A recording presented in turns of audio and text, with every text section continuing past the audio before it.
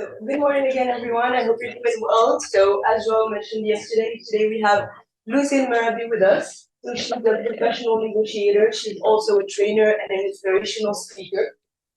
She is known for resolving complex, multi-billion negotiations. She is also invested in finance. She was invested in finance actually for a little bit of time before. From what I read, almost 15 years in sales and strategy. So today, if you have any questions related to finance, like investing, negotiations, etc., feel free to speak up. And yeah, hopefully you enjoyed the session. Thank you very much, Lucine, for joining us. And yeah, we can get started. You're very welcome. Thank you very much for inviting me. Hello, everybody. Good morning. Very happy to be here with you all. So with Joe, we agreed that instead of a classic keynote where I'm going to share information about me and my model and that kind of stuff, we wanted to use this time to make it fully about you and what you would like to know. Any questions that you might have that you would like to ask a negotiator, and any way I can add value to you and where you are at the moment in your journey, in your student journey or your work journey. I'm here. We have almost 45 minutes together, so let's make the best of it. And I'm very happy to answer all your questions. I can imagine some of the questions being, how did you become a negotiator, or how do I become a negotiator? We can start with that if you want. And then it's all about you today, and happy to answer all your questions. That was great. Listen, if we can start with that one, in fact, so we get to know a bit more about you. Sure. Okay, so how did I become a professional negotiator? That is a very good question, and I often get asked that because it's not a profession that is written everywhere, that when you're a student you can choose, okay, when I grow up I want to be a professional negotiator. And obviously that's not the way it happened with me either. I was always interested in negotiations without knowing that I was actually negotiating, and my career started in finance. I've worked for over 15 years on trading floors of investment bank and the European Stock Exchange.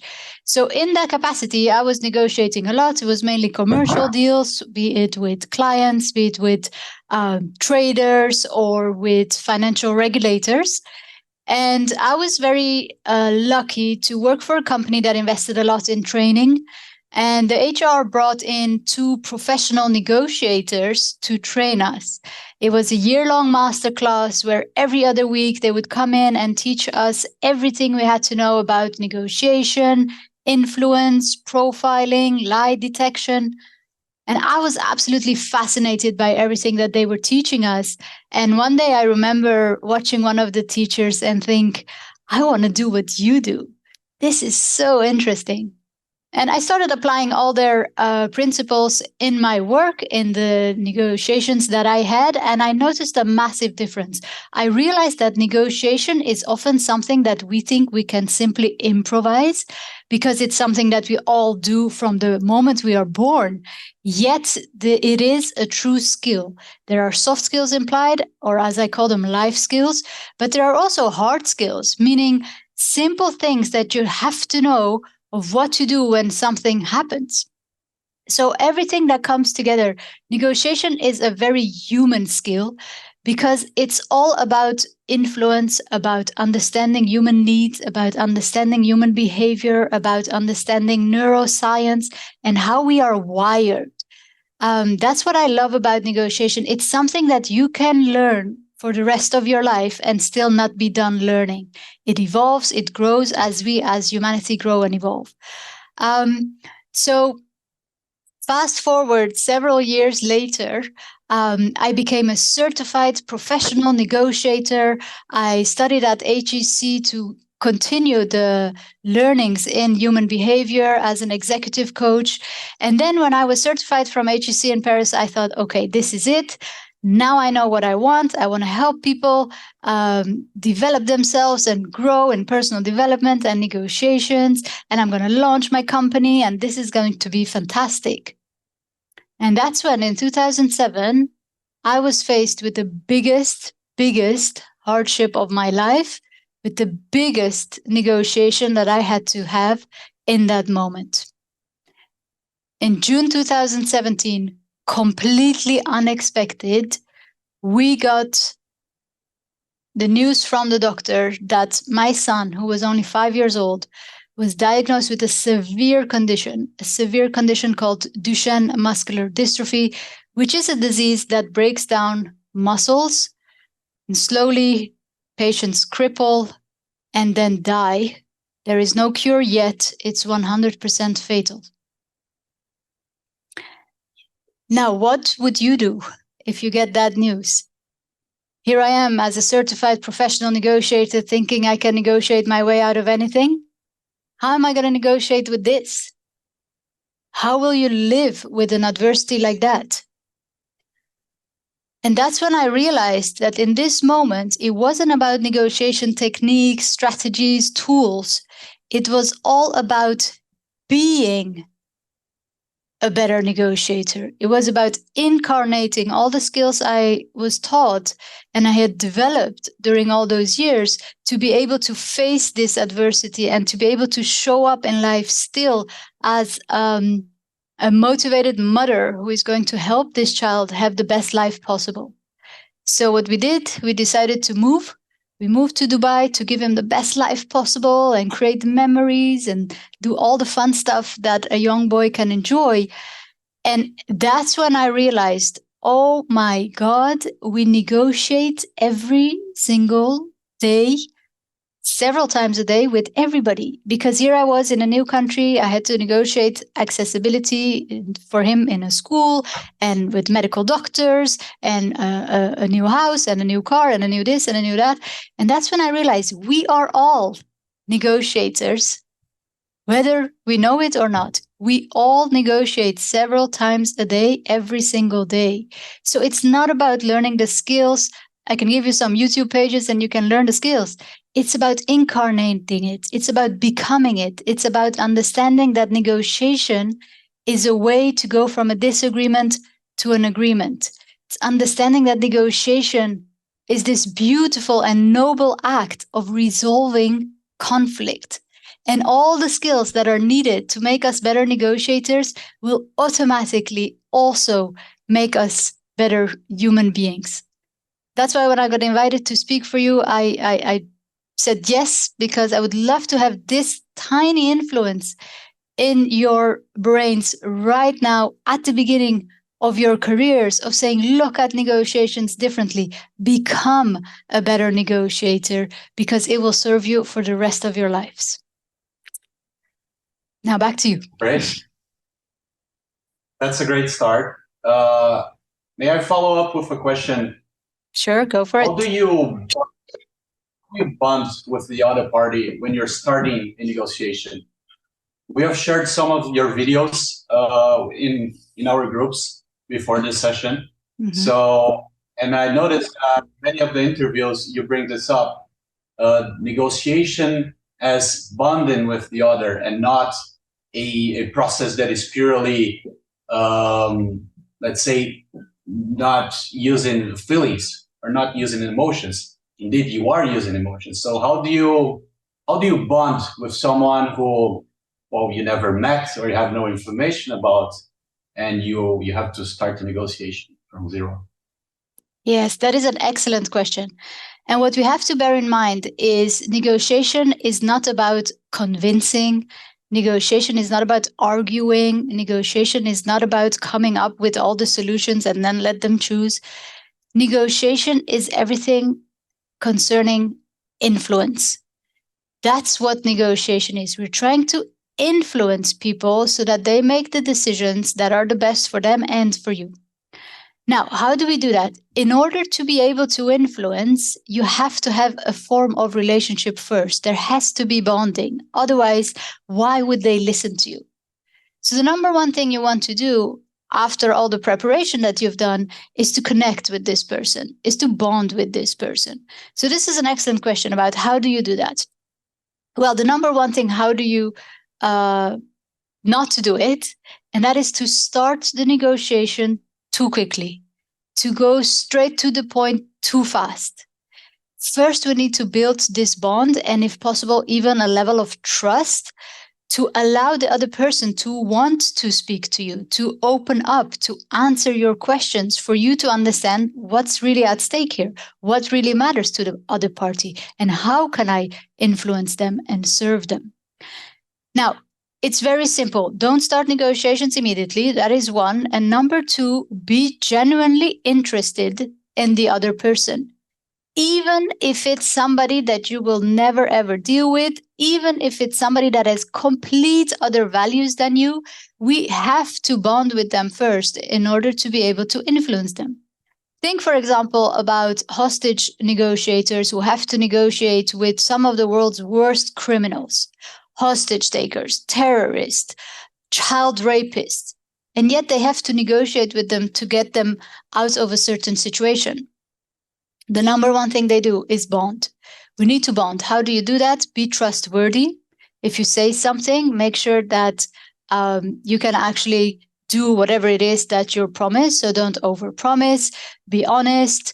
It's very simple. In order to gain trust, we need to give trust, be trustworthy, and realize that I learned this from my mentor, Gary Nesner. Gary was the chief hostage negotiator for the FBI for several years. He is a fascinating man who taught me a lot. And one of the things in his book, Stalling for Time, is he's speaking about likability and that we need to earn the right to influence. So bear that in mind. When somebody is starting to negotiate with you, you haven't earned that right yet. So do everything you can, be trustworthy, build a bond, be genuinely interested in what matters to them, in what makes them do or say whatever it is that they just did. And then once you feel that that person is starting to open up and you have earned that right to ask questions, ask as many questions as you can in the beginning, pure interest of trying to understand this person and bond with them, and then more interrogative questions to get the answers that you need to understand what matters and how can you come to a solution that is agreeable for everybody. Thank you. Well, on that note, because we're talking about, for example, bonding, these kind of things, right? Part of you mentioned also daily negotiation, right? One of the things with this is, for example, applying negotiation to people where you can't really bond. So things where I, for example, have an issue with my phone service provider, right? This is something endlessly frustrating for everybody. That person who's on the other side of the line is a representative of a company. That company itself is trying to put distance between me and that employee, almost on purpose to try and avoid me being able to negotiate. But I still would, at some point, would like to have a contract that I find, well, not too expensive for the kind of for the services provided, these kind of things. How do you, sort of negotiate on that daily side of life with these kind of things? Or, and then as a second part of the question, for contract negotiations, we're all going to be starting our careers. What on that front, how far can you negotiate when the contract is provided in front of you? Those are the two sort of questions I have for now. Okay, I'll answer the first one first and then elaborate a bit more on your second. Thank you for asking that question. Now, how do you bond when you can't bond? By realizing that you can always bond. Even, as I said, you have to negotiate with the world's worst terrorist. In the end, you are human and they are human. You have needs and they have needs. Try to see everybody you're talking to as a human being who also has needs. So that service provider has a name, has a job, and has needs. So that makes you have a lot of things in common already, right? Because you too have a name and have needs. So look at everybody as a human being who has needs. Yesterday, to answer this question, and I can totally relate to you being frustrated and you just want something that works and you can't get it done. Instead of seeing them as the representative of that company, see them as a human being doing their job as good as they can, and talk to them as a human being, that you respect them, and then you can get things done. This happened to me yesterday. Yesterday, I am working with a cleaning company who sends a lady here to help me with cleaning my house. And I was supposed to get her for 12 hours a week. But after discussing with my partner and at home and realizing, oh, we actually don't need 12 hours. That's too much. We only need 7 hours. So I sent them a WhatsApp. We only need 7 hours. Now they went completely ballistic, saying, first you said 12, now it's 7. We can't give her for 7. That doesn't work for us. And they just sent all the invoices and said, we're done working with you. And now I happen to like this lady and I wanted to keep her. So I didn't really understand this reaction. Especially as a service provider, you think that they automatically want to work with you. Well, that's already an assumption we shouldn't have. So I called them instead of continuing the conversation by WhatsApp. I called them and said, hello, I just received these messages. I'm a bit surprised. Let's have a conversation. I would love to understand what's important to you so that we can find a solution. And I asked for his name first. What's your name? So he says, my name is, John. And I say, thank you, John. Surprised by your message. Can you please share with me what matters to you so that I can relate? So me assuming that it was the number of hours would be a mistake, right? Because I said, well, I'm sorry, I don't need 12. I actually need 7, but we can go for 9 if you want. But what mattered to him is that he only wants to place their cleaners for a slot of 4 hours. And I was asking 2 hours here, 3 hours there. That was what was really bothering him. So he said, no, I don't want you to take 10 hours because I need to fill in slots of 4 hours. So it's either 4, 8, or 12. So once I realized that, I said, okay, we can take 8 hours, 2 times 4 instead of 3 times, 2, 2.5, 3. And then he calmed down because once I had understood what he wanted, I could see that that could work for me too, and that's fine, etc. And then we agreed on the other little things, and we were done. But had I reacted, exaggerated, or like, what is this service, etc., and not tried to understand what matters to him, we would have never come to this solution because I thought, well, what is this nonsense? How do you talk to me? I'm the client, blah, blah, blah. Let the ego take over. And then I would have lost this wonderful lady that is doing a great job in my house. So always treat them as human beings. Don't look at the behavior, but look at what does this behavior mean and what is the need.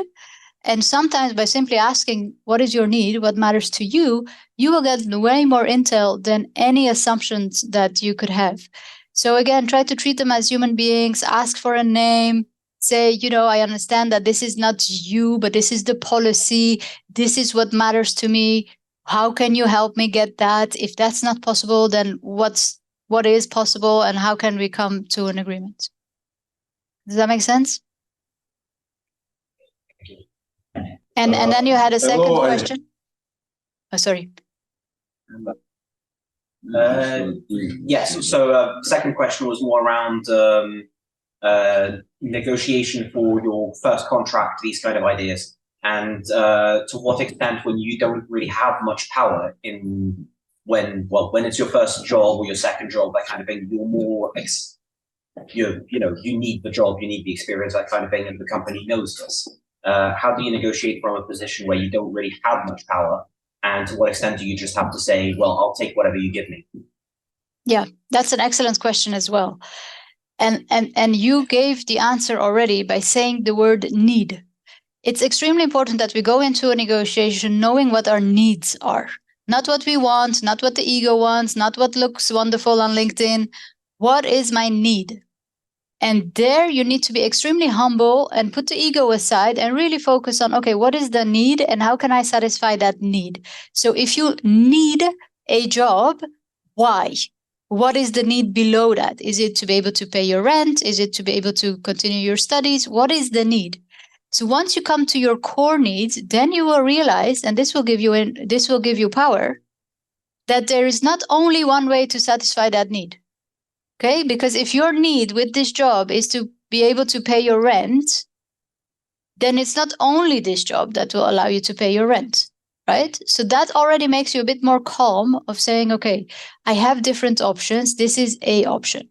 And that, once you realize that, changes the way you speak, the way you talk, the way you act, which is then perceived by the other party.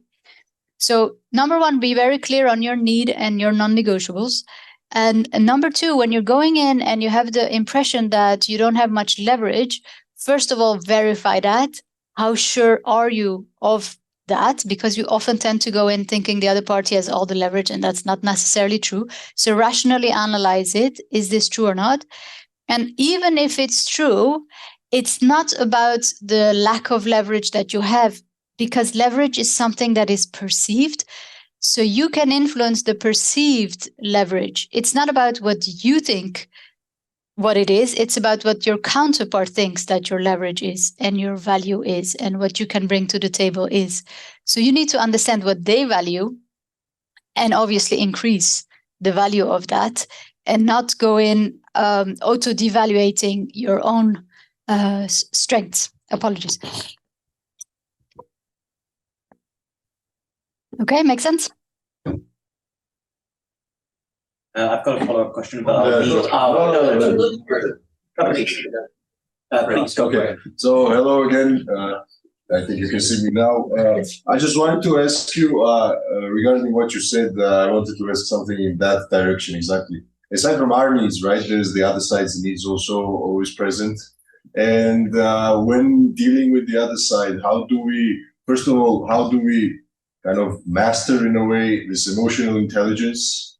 What are the tools for it that you would kind of suggest? And basically how to understand what the other person needs. Because as you explained, for that, it's not only the rent, right? It's like beyond the rent, there is the security, for example, the feeling of security. So those needs, how do we get the emotional needs? And also on the same note, then could you please explain the rational and the emotional side of human decision making, and which is more important in decision when dealing with negotiations? Well, those are 4 excellent questions. Okay, so the first, and also amazing questions, because just to be able to answer your 3 or 4 questions that you asked right now, I can literally fill a week, because they are extremely large questions. Your first question is, how can you master emotional intelligence? Well, don't get me started about what emotional intelligence is and all the different aspects and how we can do it, because it's extremely broad. But if there is one thing you walk away with this, is invest in your emotional intelligence. Emotional intelligence, thank God, is starting to be known by more and more companies about the importance of it, and how it is in most cases even more important than IQ. There were in the education system, we've been for centuries focused on IQ and intelligence cognitive. We realize now that the most successes are built by people who are emotional intelligence, who have these skills, which I call life skills, because I don't like the word soft skills, simply because there's nothing soft about it. It takes a lot of courage and vulnerability and different types of skills to develop your emotional intelligence. Now, what is emotional intelligence? It's a large spectrum of looking at what is the relationship that I have with myself. So what is the self-awareness? How do I value myself? What is my self-confidence? All those things, you versus you. And then there is, how do I stand in the world with others? So what is your level of empathy? What is your capacity to bond with people and to collaborate with people? And then there is you versus the world. So your flexibility and all those things. It's a very large spectrum. And I advise all of you to really study it for a bit. Like, what is emotional intelligence? There must be a free tool online somewhere where you can analyze your own emotional intelligence and where are the parts that you need to develop. But these are life skills that you will learn along the way, and life will throw adversity at you so that you can build your resilience, which is another part of emotional intelligence. This is something that you're going to learn until the day you die. So if you want to just accelerate it a bit, read about it, develop it, it's definitely worth developing. Then your second question was how to understand what the other party needs. Now, this is the $1 million question in every single negotiation, because there's no easy way. But by becoming a better negotiator, by incarnating it and going into every single conversation of your life as a negotiator, that means courageous enough to ask difficult questions, opening up, caring about people, being trustworthy, listening extremely well and in 5D and observe everything. What's being said? How is it being said? What is not being said? What is left out? When you're in a business meeting, observe things like, when do people start taking notes? When do they stop taking notes? When do you see that they're bored? All those things are indications. If you're open to it and if you analyze all that, and then by having the skills to ask the right questions at the right time in the right way, you will gain a lot of intel, which will tell you an indication of what it is that they might need. But you will never be sure of it until you verify, you ask from, and then talking back in a sense of repeating back to them what you think you observed, what you think you heard, starting with phrases like, it seems to me like, or from what I've understood, or is it correct that? You verify with them what it is that you think it is. They will give you the intel. But you need to have the mindset of wanting to understand what really matters to the other party before you come with your solution hat and say, let's do this and let's do that. And then the third question, the rational versus emotional side of human decision making. I love this part because a lot of research has been done on this, and so far we were wrong, thinking that decision making is very rational, and that couldn't be further from the truth. We all, doesn't matter how rational you think you are, we all make decisions based on our emotional brain, on our limbic brain, on how we perceive things and how certain decisions can influence us in either go for a better win or avoid loss. That's basically how we make decisions. Like, how will this make me feel? What is it that I'm thinking that I might lose? What is it that I think that I might win? And how you're wired towards going for the win or for avoiding loss. It's a very complex human behavior theory that is very much worth investigating and understanding what drives people and what drives your counterpart to be able to connect with that and then satisfy their needs while respecting your own. Great, thank you. Also, just if okay. Wait, gentlemen, I think we're monopolizing the questions a little bit. If we could give the ladies a chance to ask a question, that would be nice. Okay. Maybe you want to come here? Yeah, sure. No problem. The mic. As you were just. So, I have two questions actually. The first one regarding, you said building resilience. So how do you build resilience? In other words, how do you deal with like frustration, rejection, etc.? And the second question, maybe a bit more controversial, is we hear a lot that men have more advantages than women, or the other way around in terms of negotiating. I want to know a little bit your opinion on the matter, and if you think there are indeed advantages, or if it's similar for both cases. All right. Two wonderful questions again. Now, how do you build resilience? What is resilience? Let's start with that. Resilience is your capacity, your skills to be able to stand back up after defeat. Now, I want to tell you this, you've all already had defeat. You all have already faced adversity, and congratulations, because you've overcome 100% of them. Or you are going through some and you are overcoming them. That builds your resilience muscle. And if you want to accelerate that, then do it more consciously. Right now, you can go and do a very simple exercise where you look back on your life and you write down all the difficult things that you've gone through. And then you write one thing that you learned from it. By seeing every single difficulty in your life as an opportunity to learn, that's how you build your resilience muscle.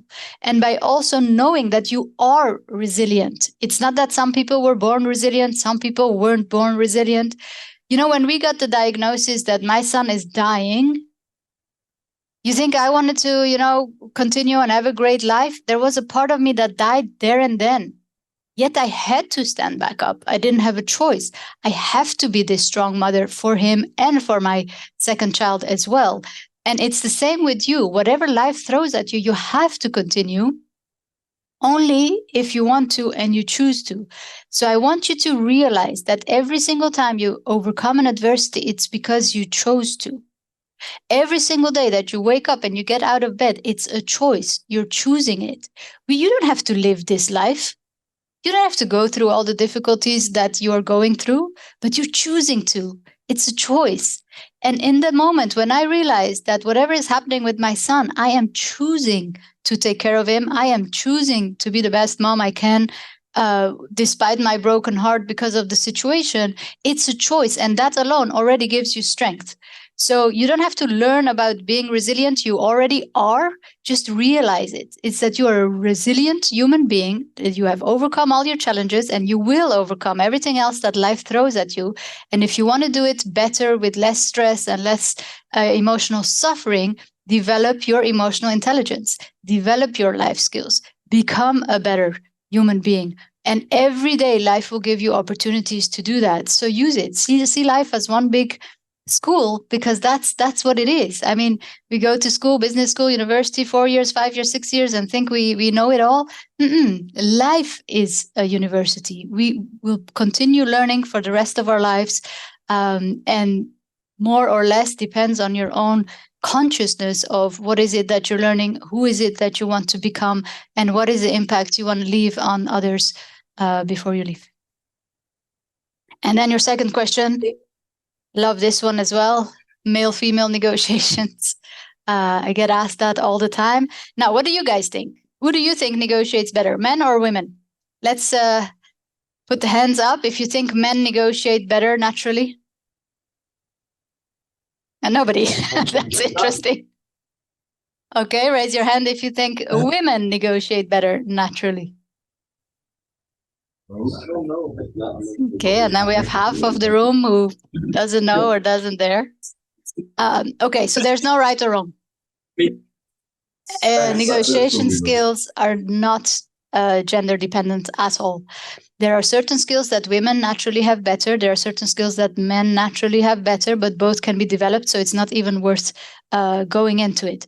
But what I can tell you this is, women have a disadvantage in the sense of the general biases, meaning men and women in every country worldwide combined think it is more normal for a man to ask for things, for a man to negotiate for things, than it is for women. So when women do it, they are facing that, and this is something that we have to be aware of. It's less well perceived unconsciously when women ask for more. So that's something. Another thing is that men tend to naturally be more self-confident in complex situations, in high-stakes negotiations, in violent situations. Men tend to be more self-confident about their skills and capacities than women. So that's another thing that works against women, because you need confidence to go and ask for something. You need confidence to go and say, I don't agree with this. Now, once you're aware of those, then of course you can develop them and you can make sure that they don't stand in the way. At the same time, women are naturally better in communicating verbally. Why? Because from a young age, we've been playing with dolls, which was perceived as normal, whereas men have been building stuff, which was perceived as normal. Look at the gifts we're unconsciously giving girls and boys. Which makes it that women naturally have this capacity to connect better with people, to bond better with people, to be more empathetic, to be more in tuned, to be more inclined in understanding the needs of others, in observing body language, all those things, because that was part of education, that was part of how we were raising babies, that was part of being alert to the needs of the babies to make sure that the baby didn't die. There is a slight difference in skills that we have naturally without developing it or learning anything about it. And it's all about, instead of focusing on the gender, it's about focusing on you and saying, what am I good at? What can I develop better? Because again, negotiation is such a broad skill that it's like 55 different skills that you need to be a good negotiator. So yeah, start where you are and grow from that, but understand there are biases, there are things that work against you, there are things that work for you in your advantage, and then adapt to that. But there are no statistics showing that men or women negotiate better. There are statistics that show that men negotiate more often for themselves than for others, and women negotiate more often for others than for themselves. So as a woman, if you're listening to this and say, oh, this resonates with me, I'm not so confident or not so at ease when I have to negotiate for myself, then one of my tips is imagine you're negotiating for somebody else. Imagine you have to go and negotiate something for your child, for your friend, for your younger sibling. Then you would have the confidence to do it. So then use that and do it that way. But negotiate. Go in and ask for what it is that you want, because as we know, you don't ask, you don't get. Thank you very much. Can I have a question? Yeah. Hi. I have a question. Do you have any like psychological tricks when we're negotiating to keep in mind so we can kind of get like an upper hand? Thank you. Psychological tricks to keep the upper hand? Yes. Or to take the upper hand. Or to take the upper hand. Yeah. One of the tricks is care about people. Care about people, make them feel valued. That will make them talk to you. And then you will gain the intel that you need to gain the upper hand. It's really, if there's one thing you walk away with this negotiation, is not about tricks. Tricks is a nice to have, but it's not sustainable. If you want to have a quick win and walk away and people thinking that you're an asshole, that's not going to help you in your future negotiations. Okay? You want to come to a solution where people walk away and they were happy negotiating with you. They recommend working with you. They want to negotiate with you again. The quick fixes are only if you can lose that negotiation and if you are willing to lose the relationship.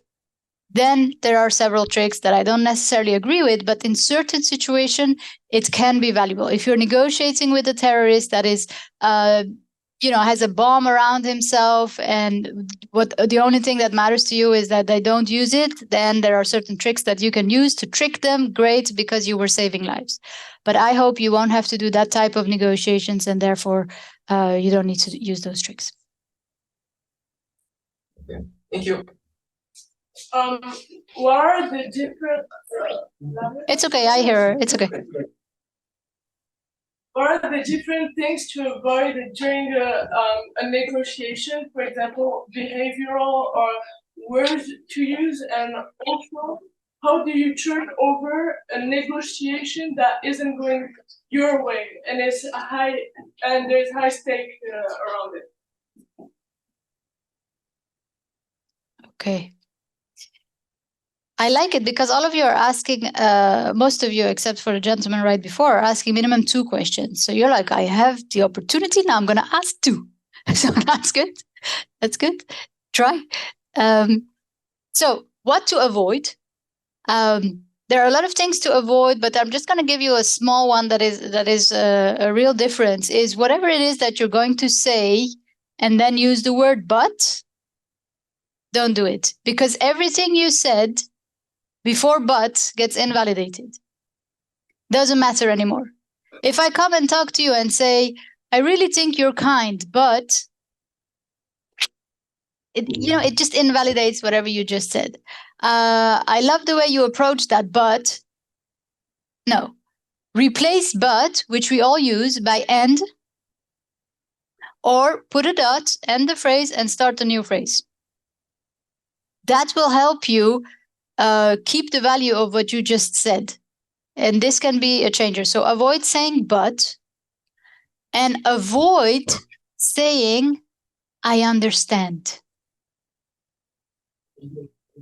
This is something we naturally do to connect with people.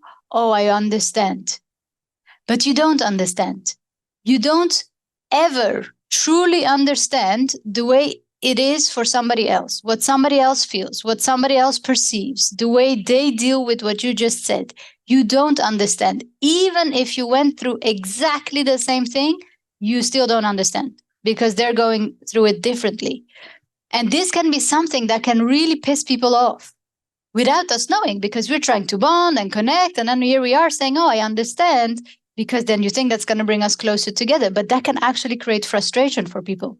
You don't want to know how many times I've had people with or without children telling me, oh, I understand what you're going through. Really? Your child is dying too? You see, it's said as something kind, but it can be perceived as not kind at all, but just annoying or arrogant or whatever it is. So try to avoid I understand. Now, what can you replace it with? Is, for example, you can say, I can only imagine what it is that you're going through. Or I can't even imagine what it is that you're going through. That's more accurate, right? So yeah, be careful with but, be careful with I understand, be careful with why. When you say why, it can sound like an interrogative question that allows the other person to elaborate and give you more intel, but why can also be perceived as an attack, and then people start defending themselves. So I hope that works. 3 answers to 1 question. And then how to react when negotiations are not going your way? Was that your second question? Yeah, kind of. Okay, well, it's by realizing that the negotiation is never done until it's done. So you always have time and opportunity to turn things around. And again, it's not about what you perceive, but it's about how your counterpart perceives it. It's about how your counterpart perceives you, how your counterpart perceives what's on the table, how your counterpart perceives the value of what it is that you're bringing to the table, how your counterpart perceives the leverage, all those things. So never assume anything. I'm going to show you that so that you will never forget that again. When you assume, you're making an ass of you and me. Sorry if I'm not allowed to use those words, but at least you'll remember.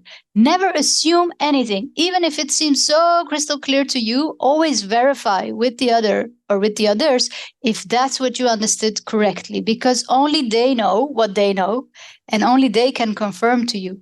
And if imagine you assume something, and then you can derail a whole negotiation if you assume the wrong thing. So always verify and never assume anything. All right. One last one. And then I want to ask a question. So there's one question that we prepared in advance, and I think it's very relevant since we have people from all over the world here. Mm-hmm. So the question is, to what extent does culture affect negotiations? That's an excellent question. Now, culture affects negotiation massively, but not as much as human behavior. Because below any culture, we're human first. And we have way more things in common than we have differences as human beings. It's way easier to connect with people from any culture if you focused on them being a human being than them being American, African, Asian, whatever it is. Now, of course, culture is very important, but so is education, so is background, so is past traumas, so is all those things that influence a negotiation. But if you care about the human being, then you care about bonding with them from a human level, then you care about asking certain questions, and you push away the things that differentiate you, and you focus on what it is that unites you, what it is that makes you come to a negotiation table. Because remember, if somebody is negotiating with you, that means you have something that they need.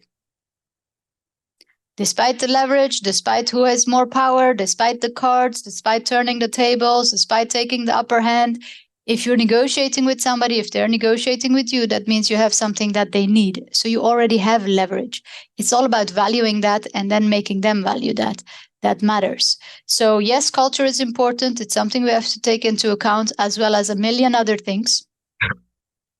But go to the core, which is you're negotiating with the human being, not with the title, not with the role, not with the company, with the person. And if you do it that way, you will get a lot more done. by basically being a better human being, you're becoming a better negotiator, then you're becoming a better human being, you're becoming a better negotiator, etc. So yeah, I hope you're going to enjoy this week full of learnings about negotiations. I hope I brought in a different perspective on things, and I hope you will become the best negotiator that you can be from today, from tomorrow, and for the rest of your life. Focus on your own values and be the negotiator that you want to be, that you can look yourself in the mirror and say, yeah, I'm happy with this. I'm happy with the way I'm negotiating. I'm happy with the person I'm becoming. I'm happy with the negotiator that I am. Thank you. You're very welcome. Now, I have a question for you. Based on this 45 minutes we spent together, can one or two of you share the number one thing that was your takeaway? Like, what is the one thing that you're walking away with from this session? I would love to know. Who would like to share? For example, for me, since I've been trying to study negotiations for quite some time now, like the biggest takeaway, like one of the biggest things I didn't know was I would always try to get to, kind of make the other side understand that I kind of understand what they want. And when you said that you should avoid that directly, I think it made a lot of sense, based on like when I look back to previous instances. So that's for me. And then the other thing is that, as always, you try to keep the bond between the other side and not have a showdown of two opposing sides. Thank you. Wonderful. Thank you. Go for it. And so for me, yes, I'd say for me, it's the fact that human behavior can go above everything in negotiation. Even the fact what you just said, particularly like to connect with someone as a human, above nationalities or ethnies or whatever, just try to form genuine. Absolutely. Thank you. Yes. You're very welcome. Thank you very much. I know there must be a lot of other questions left. If you want, you can connect with me on LinkedIn and send me your questions there. I'll do my best to answer all of them. And yeah, wishing you a lot of fun this week and good luck with your studies, with your work, with your career, with your life, with everything. And I hope our paths will cross again. Thank you. Thank you, everybody. You're welcome. Bye, everyone.